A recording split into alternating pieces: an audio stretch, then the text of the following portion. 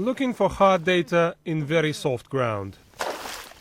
A researcher walks over a swamp to collect samples of lake water in a tundra laying above Russian permafrost.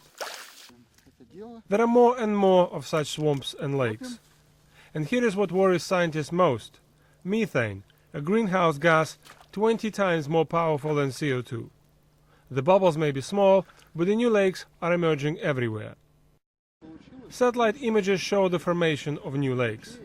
On the ground, samples need to be taken from lakes of different size and age. Dark, peaty water in this baby lake warms up under the sun, and so the melting begins. Well, this is how it starts. The shallow depression in the ground is the beginning of a new lake. The lake which will be growing. And as it grows, it will release more and more methane. The same thing happens all over western Siberia. Now, 60% of Russian area is covered by permafrost. And the amounts of methane which are now stored locked underneath the surface are said to be around 80 billion tons. Opinions differ on how much gas escapes each year. But it's a spiraling process. Once in the sky, methane aggravates global warming, and so even bigger areas of tundra get covered by lakes. All this may mean bad news for Russia's main industry. Underneath this seemingly untouched land run huge gas pipelines. And here's one of them, pushed onto the surface by shifting, unstable ground.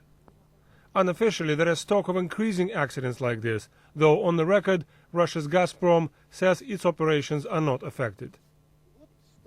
But according to some researchers, the best-case scenario means simply having enough time to adapt to the new environment. It's taking place now, and we are too late, to my mind, with decision-making, because this process was started, and now we have not any opportunity to stop it. We have only a time to delay it, maybe, to make the results less horrible. 70 years ago, cities and industries of the Russian north were literally drilled into permafrost. Back then, things indeed seemed permanent.